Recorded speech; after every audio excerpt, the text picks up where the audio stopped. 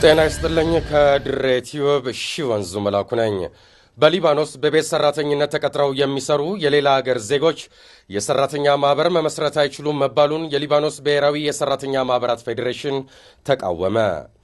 በቤት ሰራተኝነት ተቀጥረው የሚሰሩ የሌላ ሀገር ዜጎች የሰራተኛ ማህበር መመስረት እንደማይችሉ የገለጹት የሊባኖስ የሥራ ሚኒስትር ሴጃን አሲስ ሲሆኑ የሊባኖስ ብሔራዊ የሰራተኛ ማህበራት ፌዴሬሽን ውሳኔውን ከዓለም አቀፍ የሰራተኛ እንዲሁም የሰብአዊ መብቶች ኮንቬንሽኖች ጋር የሚጻረር ሲል አውግዘውታል።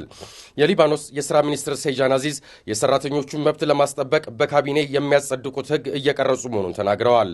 የዓለም የሥራ ድርጅት እንደሚለው ሊባኖስ ከ250 ሺህ በላይ ከተለያዩ ሀገራት ለሥራ የሄዱ ሴት የቤት ሰራተኞች ይገኙባታል። እንደ አውሮፓውያን አቆጣጠር በ2008 የወጣው የሂውማን ራይትስ ዎች ሪፖርት እንደሚለው በሊባኖስ በአማካይ በሳምንት አንድ የቤት ሰራተኛ ራስ ማጥፋትን ጨምሮ በተለያዩ ተፈጥሯዊ ባልሆኑ ምክንያቶች ሕይወቷን ታጣለች።